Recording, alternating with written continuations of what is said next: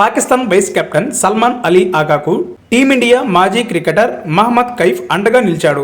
సల్మాన్ అలీ ఆగా run out అయిన తీరు క్రీడా స్ఫూర్తికి విరుద్ధమని పేర్కొన్నాడు.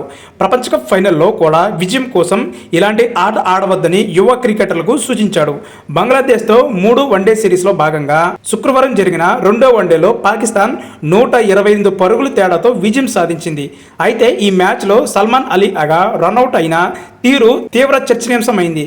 ఈ మ్యాచ్లో పాకిస్తాన్ ముందుగా బ్యాటింగ్ చేయగా మహమ్మద్ రిజ్వాన్ 44తో కలిసి సల్మాన్ అలీ ఆగా 4వ వికెట్కు 109 పరుగులు భారీ స్వాగతమ్యాన్ని నెలకొల్పాడు. అయితే బంగ్లా కెప్టెన్ మొహదీ హసన్ మిరాజ్ వేసిన 39వ ఓవర్లో మహమ్మద్ రిజ్వాన్ బౌలర్ల వైపు షాట్ ఆడాడు. బంతి కాస్త నాన్ స్ట్రైకర్లో ఉన్న సల్మాన్ అలీ ఆగా బ్యాట్కు తాకింది. దాంతో ఆ బంతిని సల్మాన్ అలీ ఆగా బౌలర్కు అందించే ప్రయత్నం చేశాడు. కానీ మిరాజ్ వేగంగా బంతిని అందుకొని నాన్ స్ట్రైకర్ వికెట్లు కొట్టి రన్అట్ కోసం అప్పీల్ చేశాడు. దాంతో సల్మాన్ ఆగా అవాక్కయ్యాడు. బంతిని అందించి క్రీడా స్ఫూర్తిని ప్రదర్శించాలనుకున్న అతనికి ఈ అనూహ్య ఘటన తీవ్ర ఆగ్రహం తెప్పించింది.